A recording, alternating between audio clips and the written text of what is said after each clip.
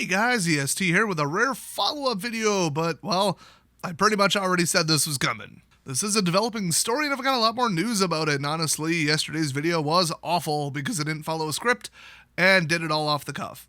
It kinda shows. But here are a couple clarifications and details that are extremely important. So Silicon Valley Bank failed, it's all bad, whatever, great, but Silvergate was the smaller bank that went first. Now, they went under because they invested heavily their, deposited customer funds into crypto. And remember, they're a bank, not an investment company. But, what's the difference? Except it's supposed to be very conservative and put the money into, loans and stuff. So, yeah, crypto fell a whole bunch, and now anybody investing in it is doing poorly, and it fell even worse when FTX went under because that was all an inflated giant lie. Not to mention funneling buckets of money to the Democrats. Well, I'm sure Hillary and her friends and family will visit him in prison to make him feel all better. She's a very kind, caring person who takes care of her own. So SVB, or Silicon Valley Bank, was the second to fail after that one.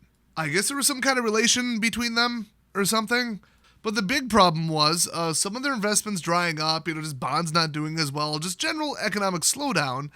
And because they were arguably overextended for too long of an amount of time on how much money they were loaning out and what they were tying it up into and how liquid it was. Although whether it was illegal or not and who they pushed to for what, that's debatable. I said it was like one person or one entity or one rumor that caused everybody to basically start a bank run on them, which was where everybody goes, oh, you're not doing so well? Well, that's a shame.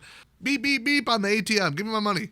That's a good old-fashioned bank run. What started it was themselves. It wasn't a foreign entity. It wasn't a competitor. It was themselves. They had announced, because I believe it was a publicly traded company. I mean, the people had self-owned stocks by the people who owned it. Don't even get me started on that. Or I should say the managers, the execs. But they had announced, hey, we're raising funds because we need to cover a little liquidity issue where, I think they started violating the ratio that they're supposed to hold on to or whatever. But that was because of economic factors and their own investment decisions. But still, it was happening, so as soon as they said, hey, we're going to raise funds, everybody's like, you know what a bank does? That usually is not a good sign. Boom, everybody pulled their money out. Because they cover tech startups and big, California companies. And they all talk and they all watch the same news. Okay, this isn't some guy and some other random person and some Midwestern farmer. No, it was all the same people or types of people and businesses that had SVB accounts. That already is not a good idea. So they all just started taking it out to the point where they had no more liquid cash. It was all, up in loans and whatever else. And they just ran out of money, straight up. Now they had the resources, they had the balance sheet line items, but they didn't have that available right now to hand you in paper. Or to EFT out of your account, to wire it to some other bank. So if somebody just would have given them a loan, they would have been fine. I mean, they're mismanagement and crooked idiots in Silicon Valley. Okay, so maybe not fine, but this wouldn't have happened. So it's a one-off bank run. It's not going to affect anyone else. When really big banks go under during bad economic times because of any reason, whether people fully understand it or not, they're going to take a look at their own bank, just like I said in yesterday's video, and say, hey, my bank sucks. They're awful. They got bought out twice in the last 10 years. Everybody hates them. They're closing branches. You know what? I'm going to take my money out. So I said, we're probably going to see more bank failures, but it'll only be the really weak ones. And then people are going to take their money and give it to the big chains, the successful ones, the credit unions, the ones that are big and strong and doing well.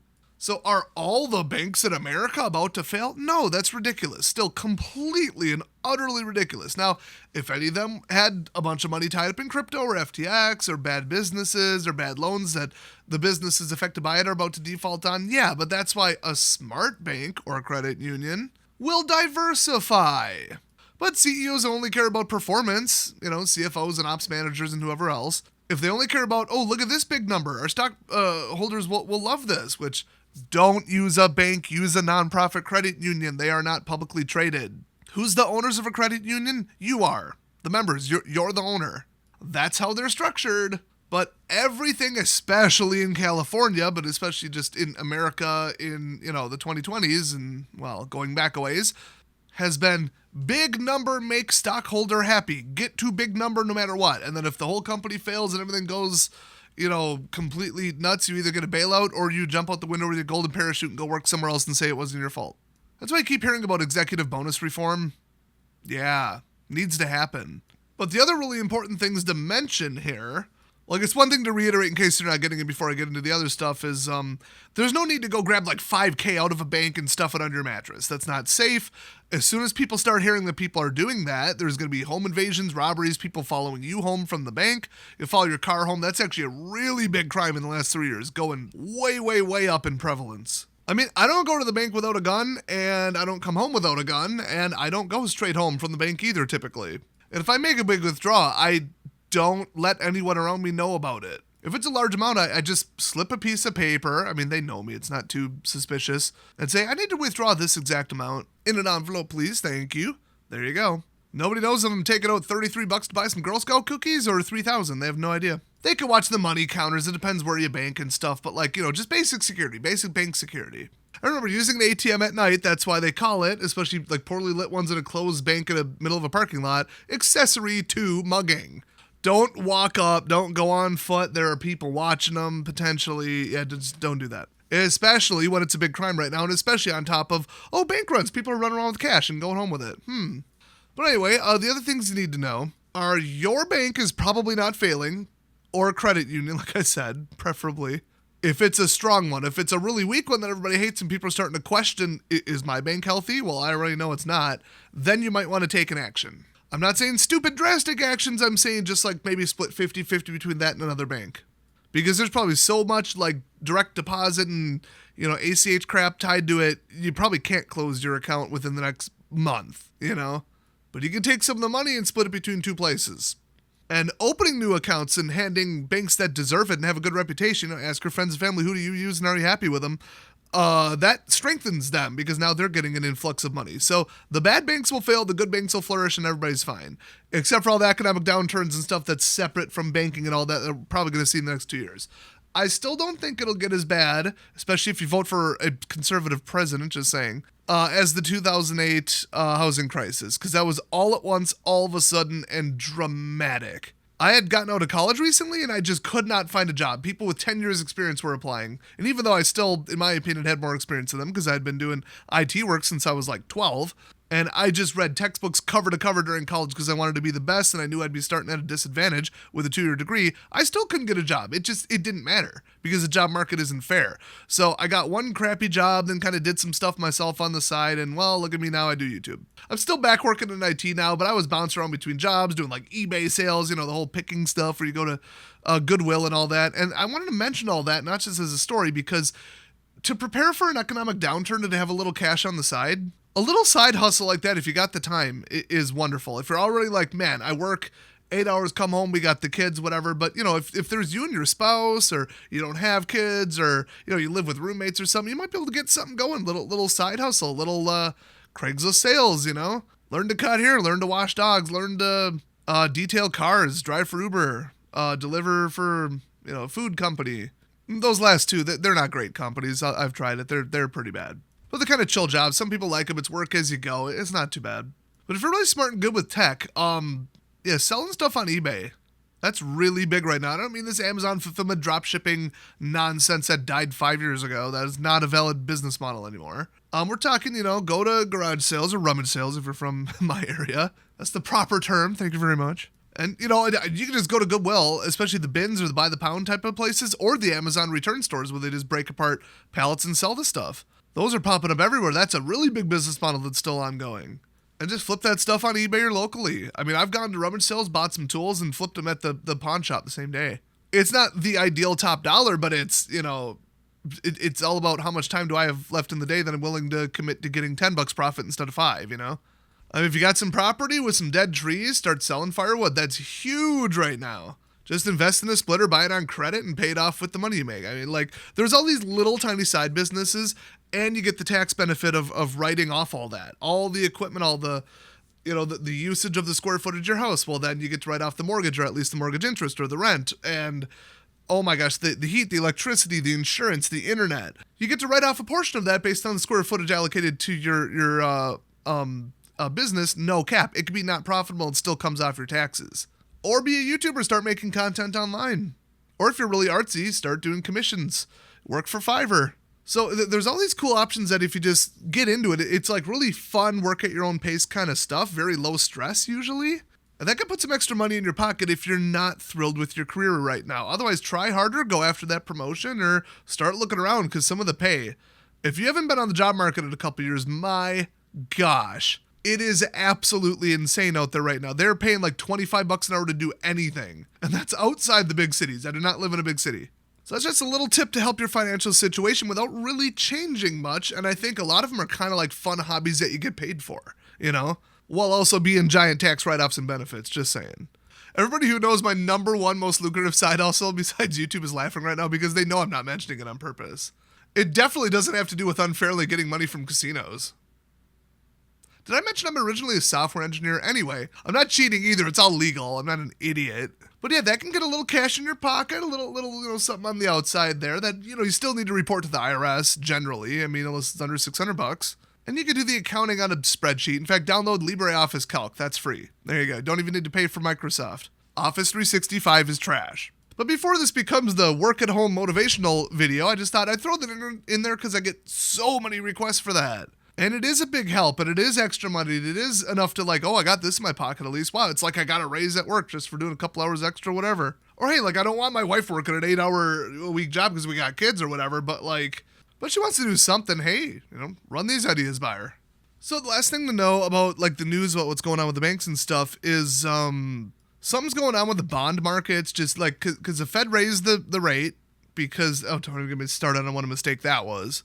It's supposed to fight successful inflation, not damaging inflation because of printing money. You don't need an economic slowdown on top of a slowdown, but they did it, and then everything went up. Loans went up, savings accounts went up, CDs went up, investments went up, because when they set the borrowing rate, that's the baseline for everything else. So if they up it, 2% or whatever, then everything else, every investment, every loan pretty much goes up 2% generally. So bonds were at 5%. We're talking you give somebody $1,000, buy a 1-year bond, and they'll give you 5% at the end of it. There you go. But now they're dipping to 4%, which like I said in the last video, it's not, it went down 1%. No, it went down 20% relative. Going from 5 to 4 is 20%. So they went down 1% as a rate. And that's because people just aren't interested in them, and the bonds are tied to banks and whatever. So the government just did some kind of program, I don't fully understand it. I think it was just announced today, where they'll buy out bad bonds and liquidate them early or something. I don't know how they can do that. It's kind of crooked if you ask me, but this is going to prop up the economy, prevent a lot of damage. So at the end of the day, this does help you. Just keep that in mind. There's really stupid, crooked, biased, lobbying money and all this other crap involved in it. But it's kind of the real hard pill to swallow that was bailing out GM. We do not want Kia in charge of the cars that we buy the most of out of any other country. America needs to make CPUs. We need to make networking equipment. We need to make cars. And we need to make space shuttles. We need to make satellites. If we rely on mostly other countries to do it, then they have power over us, they can influence us, and we have to be nice to them and let them get away with anything. And how's that working out for China? So at the end of the day, yes, as much as I'd like to see Silicon Valley and big tech pay, and some of the absolute scumbags like Roblox and Discord and, oh my gosh, BuzzFeed, they all would have just lost their butts in the collapse of Silicon Valley Bank, and that would have been a very positive thing. The amount of other stuff that would have went with it, and the amount of people getting fired, and then all of a sudden it comes down to you, and you get fired from your job because it takes the whole economy with it. So it's one of those things where it kind of had to happen. And people are pissed, but here's some misconceptions. I'm not defending any of what happened, just so that you don't look like an idiot. Because if there's one thing I don't like, it's conservatives going out on the internet, spouting off absolute nonsense, and making us all look stupid. The liberals are really good at that. In fact, it's pretty much all they do. But we don't need both of us doing it. We need to be the intellectuals who know what's going on, and generally that is true. So, taxpayer dollars went to the bailout. One, it's not a bailout. The bank isn't getting a penny, and they are going bankrupt. They're gone. They do not exist as a business entity or will not shortly. They are not getting one single penny or propped up. The only people getting a bailout are the people above the normal FDIC limit of $250,000. So every big corporation that had all their money tied up there, most of it or part of it or anything in between, they're getting a full reimbursement from the FDIC. But the FDIC gets their $128 billion. Yes, that's how much they're sitting on. As of last count at the end of 2022, they get that by collecting insurance premiums from banks. That's like saying my insurance company is bailing out these houses that got knocked over by a tornado and they aren't even in my state? Oh, bailout. Yes, but you all countrywide collectively paid in with your insurance premiums, and then whoever's house burns down or gets destroyed by whatever, doesn't matter where it is or what it is, they get a quote-unquote bailout, but it's not a bailout. It's just insurance. I think the I in FDIC stands for insurance. So this giant $128 billion insurance fund is going to bail out all of the balances there. Now, that amount only represents 1.27% of all the total insured deposits, which is all the money in all the banks everywhere in America, and I think only up to the $250,000 limit. So how many billions are they burning out of the $128 billion to do this? That's what I'm worried about, and I haven't seen that number yet. So if all the banks failed all at once, 1% of people are getting their money back. But zero taxpayer dollars are going towards this. None whatsoever. That is a complete and utter myth. Another thing is Joe Biden and some other Democrats and Congress people and all those scumbags were saying we need to attempt, or like, can we do this to silence social media so that people can't start another bank run, can't spread misinformation. Except this time they're actually correct, unlike some Pfizer facts and a bunch of other stuff they tried to suppress, like Joe Biden's son's shenaniganery. Yeah, this time it is partially half-truths and lies where people are like, oh, go take out all your money now. No, there's really no reason to do that. There really genuinely is not. But guess what? Free speech. Here's how free speech works in America. Anybody can say pretty much anything, and there's a million different limits on it. Like, I'm pretty sure it's somehow illegal to tell a toddler to go drink all the delicious-looking things under the sink. That'll kill them. I think you will be criminally charged, not because, violation of your First Amendment, but because that's just a crime. There is 100 different things that you can't do under the First Amendment, trust me, and they're all pretty logical if you ask me. So the whole, I could say anything to anyone on any platform at any time in any way, no, that's another myth. But if they want to counteract people saying, hey, this looks dangerous, and then they want to suppress it. Oh, my post got deleted. I got shadow banned. I got just outright banned. What the hell's happening? That's just going to spread it. It's not quite the Streisand effect, but it's like you try to suppress it, people get 10 times louder, 10 times angrier, and they just go on alt tech and other places where you can't control, which like Twitter now, thank God. And they start talking about it there, and then it gets really big and you just make it worse, okay? Once something is out there and it's on the internet, it's out there and it's on the internet. If you want to fight misinformation, true actual misinformation, you need to spread and have other people spread the right information, the actual true facts about what's going on. Now, since everybody just assumes the Democrats and liberals, all they do is lie, because that's all they've done lately, and it's like, fool me once, fool me twice, after like lockdowns and a bunch of other crap, and lies about elections, lies about January 6th, lies about everything. Just nobody believes anything they say. So how are you going to correct it with loss of credibility? It's, people like me, level-headed people who actually do research, coming out and making videos like this, and then you watching them. So congratulations, you're now correctly informed.